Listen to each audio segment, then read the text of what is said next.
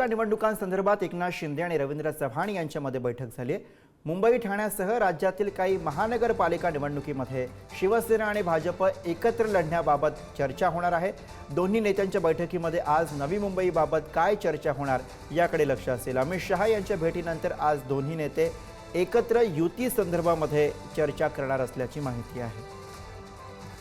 आणि याच विषयी आपल्याला अधिक अपडेट्स देतात प्रतिनिधी सुशांत सावंत आपल्या सोबत आहेत। सुशांत, गुरु, आपण जर बघितलं असेल तर नागपूरमध्ये भाजप प्रदेशाध्यक्ष रवींद्र चव्हाण आणि उपमुख्यमंत्री एकनाथ शिंदे यांच्यामध्ये सध्या बैठक सुरू आहे।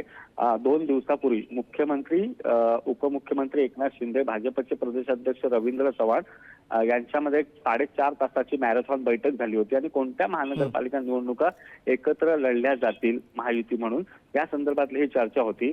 त्यामध्ये आपल्याला जी माहिती मिळते त्यानुसार ठाणे असेल, मुंबई असेल, कल्याण डोंबिवली असेल या महानगरपालिका एकत्र लढण्याचा निर्णय जो आहे तो झालेला आहे आणि त्या दृष्टिकोनातली चर्चा आता रवींद्र चव्हाण आणि एकनाथ शिंदे यांच्यामध्ये सुरू आहे। अर्थात नवी मुंबई महानगरपालिका निवडणुकीचा पेच कायम आहे। महायुतीमध्ये लढायचं की वेगवेगळं लढायचं, कारण त्या ठिकाणी भाजप आणि शिवसेनेची ताकद समसमान आहे। मात्र त्या ठिकाणी देखील महायुती म्हणून युती म्हणून लढायचा असा एक विचार सुरू आहे आणि त्याच दृष्टिकोनातून ही चर्चा देखील आता पुढे पार पडते।